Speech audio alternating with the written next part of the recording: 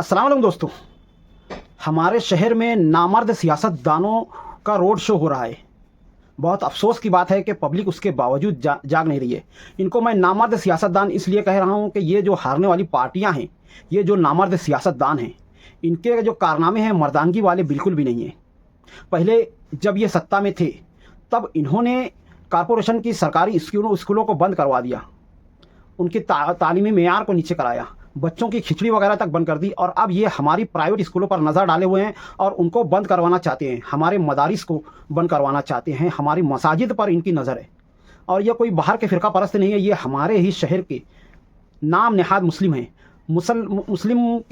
मुसलमानों की शक्ल में ये वो मुनाफिक हैं जिनके ताल्लुक़ से ख्वाजा गरीब नवाज़ अजमेरी यानी ख्वाजा मोइनुद्दीन चिश्ती रहमतुल्लाह अलैह, गौस पाक हज़रत अब्दुल कादिर जिलानी रहमतुल्लाह अलैह और सुल्तान सलाहुद्दीन अय्यूबी जैसे फ़ातिह बैतुल मुक़द्दस जैसे बड़े बड़े औलिया अल्लाह ने इनके ताल्लुक़ से ये कहा है कि अगर तुम्हारे सामने दो दुश्मन आए, एक काफिर हो और दूसरा मुनाफिक हो, तो पहले उस मुनाफिक को कत्ल करो, बाद में उस काफिर की तरफ मुतवज्जे हो। ये वो आस्तीन के सांप हैं जो हमें डसे जा रहे हैं और जिनकी वजह से हम अंदर से पूरी तरह से सड़ते जा रहे हैं। मालेगांव सेंट्रल पूरी की पूरी तरह से इन्हीं लोगों की वजह से बर्बाद हो रहा है। आज नदी के उस पार और इस पार जो फ़र्क नज़र आ रहा है, इन्हीं लोगों की वजह से है। ये लोग हमारे मसाइल को बढ़ा करके उस पर सियासत करते हैं। आप लोगों को लग रहा होगा कि ये सब सही है या नहीं, पर ये सब बातें बिल्कुल सच है। आपने पहले भी ध्यान दिया होगा कि इस तरह की बातें हुआ करती थी और हो रही हैं। ये लोग कभी भी हमारी मसाइल को ख़त्म करना नहीं चाहते हैं। पहले ये लोग गुंडे मवाली नशे के लोगों के ज़रिए हमें डरा करके हमसे वोट मांगने की कोशिशें करते थे, और अब जब इनको लग गया कि मालेगांव शहर की पब्लिक एक हो चुकी है, अब ये डरने वाली नहीं है, ये मुत्तहिद है, तो ये हम पर अलग अलग तरीके से मुसीबतें ला रहे हैं। पहले ये लोग जो है बीजेपी और दूसरी फ़िरका परस्त ताकतों के साथ मिल करके उन्होंने शहर में जन्म दाखिले की मुसीबत को लाया। और इतना ही नहीं, सरकारी स्कूलों के तालीमी मेयार को ख़त्म करने के बाद हमारी प्राइवेट स्कूलों के मेयार को भी ख़त्म करने के लिए उन्होंने बड़ी मालेगांव और इसके अलावा और भी 7-8 स्कूलें हैं जिनका नाम मुझे लेने से मना किया गया है, पर ये लोग उन तमाम स्कूलों को बंद करवाना चाहते हैं। आप सोचिए, अगर हमारे बच्चे तालीम हासिल नहीं कर पाएंगे तो फिर क्या फ़ायदा है हमारे जीने का, क्या फ़ायदा है हमारी इन वोटों का। अपनी इन वोटों का सही इस्तेमाल कीजिए, वरना कल को सरकारी और प्राइवेट स्कूलें अगर बंद हो जाएगी, हमारे मदारिस अगर बंद हो जाएंगे, तो फिर हम कैसे अपने बच्चों का मुस्तकबिल संवार सकेंगे। इस तरह के बिके हुए दोगले मुनाफिक और नामर्द सियासतदानों को वोट देना बंद करें। मालेगांव शहर को इस वक्त एक रोशन मुस्तकबिल की ज़रूरत है।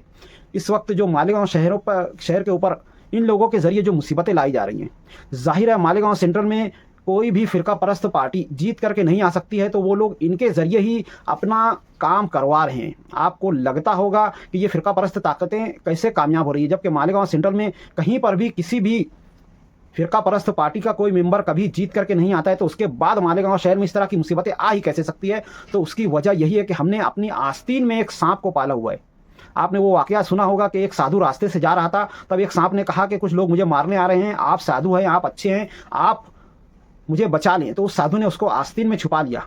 अब जो वो सांप को ढूंढ रहे थे उन्होंने पूछा तो साधु ने इनकार किया और वो लोग चले गए, और उसके बाद वो सांप आस्तीन के अंदर रह करके उस साधु को डसने लगा। साधु ने मरते मरते उस सांप को निकाल करके पूछा कि मैंने तेरी जान बचाई, तेरे साथ भलाई की, और तूने बदले में मेरे साथ ऐसा किया, ऐसा क्यों किया? तो उसने सांप ने कहा कि मेरी तो फितरत है डसना, मैं कभी बदल नहीं सकता हूँ, ये तेरी गलती है कि तूने मुझे अपनी आस्तीन में पनाह दी। और यही काम मालेगांव शहर की आवाम पिछले 35-40 सालों से कर रही है। इस तरह के दोगले मुनाफिक लोगों को अपनी आस्तीन में पनाह दिए हुए, और वो लोग एक के बाद एक हमारे शहर पर मुसीबतें लेकर के आ रहे हैं।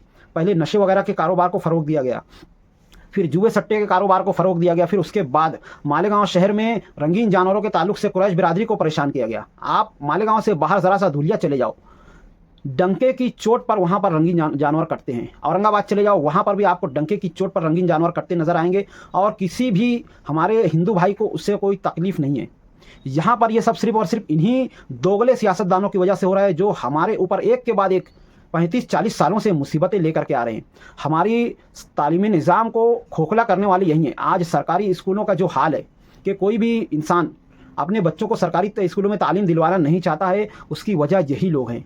वरना पहले हमारी सरकारी स्कूलों का निज़ाम इतना बेहतर था कि हम और आप खुद उनमें पढ़े हुए हैं और हमको पता है कि सरकार जो है कौन कौन सी सहूलतें दी जाती है देती है, पर ये लोग उन्होंने इतना ज़्यादा हमारे तालीमी निज़ाम को ख़राब कर दिया। हमारे मदारिस पर उनकी नज़र है और इसके ताल्लुक से वो लोग जो है अक्कल कुआं मदरसा कुलियतुत तहरात जो लड़कियों का मदरसा है और उसके अलावा जामिया मोहम्मदिया मदरसा, इन सब की कंप्लेन वो पहले ही कर चुके हैं और जिसमें से बीजेपी के नेता कीट सुमैया ने बाकायदा अक्कल कुएं के ताल्लुक से वाज़े तौर पर इंक्वायरी शुरू करवा दी है और जिसकी वजह से वहाँ का माली निज़ाम काफ़ी मुतासिर हुआ है। वहाँ के बच्चे परेशान हैं, उनको खाने तक को नहीं है और ये वजह सिर्फ़ और सिर्फ इन्हीं मुनाफिक नामर्द सियासतदानों की वजह से है। इतना होने के बावजूद मुफ्ती साहब ने आलल ऐलान सारी बातें कह करके चंदा जमा करवाया और अक्कल कुआं को भिजवाया, पर इन दोगले सियासतदानों में से किसी एक को तौफीक नहीं हुई कि वो इस ताल्लुक से खड़े होकर के कुछ करें। ये ऐसे लोग हैं कि कोई अगर बच्चा यतीम बच्चा जा रहा होगा तो उसका पैसा छीन करके खा जाएंगे और कहेंगे कि हम लोग यतीमों का खर्च उठा रहे हैं। बहुत अफसोस की बात है कि मालेगांव शहर के कुछ लोग आज भी बिरादरीवाद की वजह से इन लोगों को पर आंखें बंद करके भरोसा कर रहे हैं, जबकि सारा शहर इनकी असलियत को जानता है। इन्होंने कारपोरेशन इलेक्शन में अपने ही उम्मीदवारों के साथ धोखा किया। कई महीनों से उनको कहा कि मुझको ये पैसा दो जलसे वगैरह का ऑफिसेज बनाने के वास्ते, मैं तुम लोगों को टिकट दूंगा। उसके बाद सारे काम करने वाले उम्मीदवारों को उन्होंने पीछे कर दिया और अपने ही घर वालों को टिकट दे दिया। सोचने की बात है कितने ज़्यादा धोखेबाज हैं। आवाम को धोखा दिया, सियासी वर्करों को धोखा दिया और अपने उम्मीदवारों अपने कारपोरेटरों तक को धोखा दिया।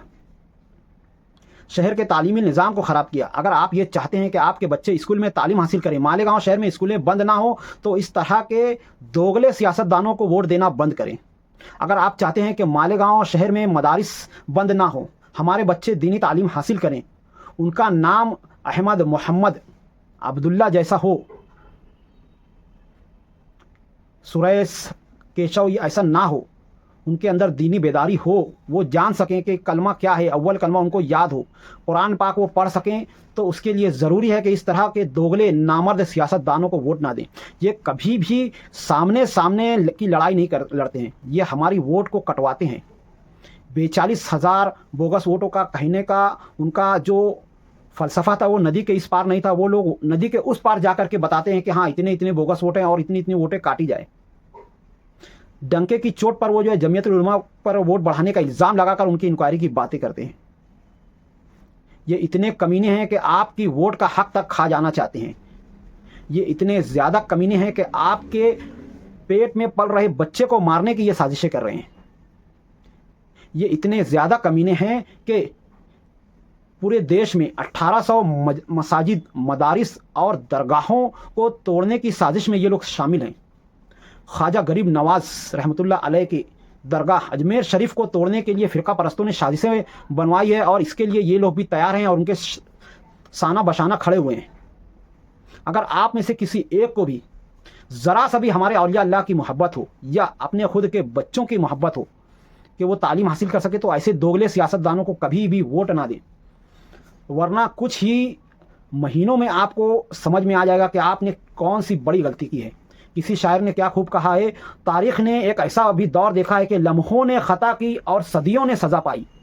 हमारा कारपोरेशन इलेक्शन आज हो इसी मोड़ पर आ चुका है कि आपका एक हल्की सी गलती और ये फ़िरका परस्त से मिली हुई पार्टियां जो अकेले भी नहीं लड़ रही हैं, एक दूसरे से गठबंधन करके लड़ रही हैं, इनके अंदर इतना भी दम नहीं है कि अकेले लड़ सकें।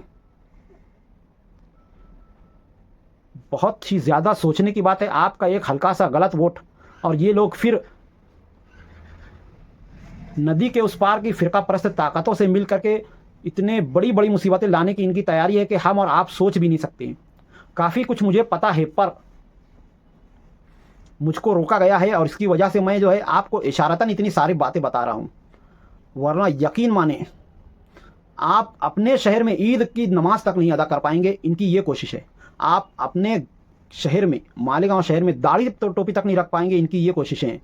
हर दाढ़ी टोपी वाले को ये आतंकवादी घोषित करने की तैयारी में, हर मदरसा जाने वाले बच्चे को ये आतंकवादी घोषित करने की तैयारी में, हर एक के खिलाफ इंक्वायरी होने वाली है।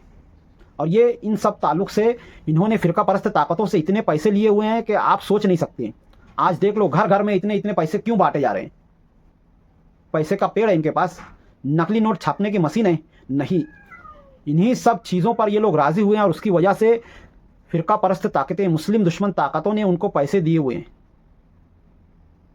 इनको पता है कि हम जीत कर तो आने वाले नहीं हैं, पर कम से कम ऐसा तो कुछ कर दें कि मुफ्ती साहब की वोटों को काटा जा सके और उसकी वजह से झक मार के नदी के उस पार के लोगों से गठबंधन करके सरकार बनाई जाए, कारपोरेशन में मेयर बिठाया जाए, ताकि इन लोगों की कोशिशें कामयाब हो जाए। आज ज़रूरत इस बात की है कि नदी के इस पार मालेगांव सेंट्रल के जो 80% मुसलमान हैं वो मुत्तहिद हों और अपना खुद का मेयर बैठा सकें। बहुत अफसोस की बात है कि हमारे यहाँ पर होता कुछ इस तरह से है कि हमारे 80% लोग, 80% मुसलमान बिखरे हुए रहते हैं और इसकी वजह से नदी के उस पार के 20% मुसलमान हमेशा अपनी बातें मनवाते हैं और उसके बाद हमारे यहाँ के बिके हुए लोग हम पर मुसीबतें एक के बाद एक लेकर के आते हैं। ज़रा सोचने की बात है कि मालेगांव के 80% मालेगांव सेंट्रल के मुसलमान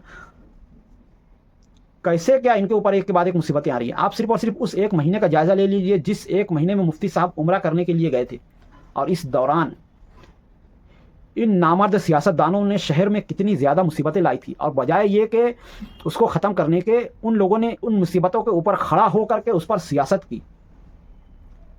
शहर के लोग एक एक घूंट मीठे पानी के लिए तरसते रहे और ये लोग उस पर खड़े होकर के बोलते रहे कि एमएलए कहाँ हैं, उसको उम्रा करना जाना था तो फिर वो लोग सियासत में घुसे ही क्यों। और कभी भी उन्होंने हमारे शहर का भला नहीं चाहा। वो तो भला हो शहर के कमिश्नर का कि उसने उस वक्त इंसानियत का सबूत देते हुए पाइपलाइनों को सीधा करवाया, और उसके अलावा जो ट्रांसफार्मर वगैरह जले हुए थे नासिक से उसने जो है लोगों को बुलवाया और 16-16, 20-20 घंटे काम करवा करके उसने हमारे पानी के मसले को हल किया, और ये लोग दूर खड़े खड़े तमाशा देखते रहे। ये कभी भी नहीं चाहेंगे कि आपके ऊपर से मुसीबतें ख़त्म हो, क्योंकि मुसीबतों को दिखा करके ही, मुसीबतों को बढ़ा करके ही ये लोग वोट मांगते हैं। तो ये कभी भी आपकी मुसीबतों को ख़त्म नहीं करना चाहेंगे, और इनकी पिछली पूरी ज़िंदगी आप देख लो, आप ये लोग यही करते हुए आए। आज की वीडियो के बारे में आप लोगों का क्या ख्याल है कमेंट में ज़रूर बताएं। मिलते हैं अगली वीडियो में, तब तक के लिए खुदा हाफिज़। अस्सलामु अलैकुम व रहमतुल्लाहि व बरकातुहू।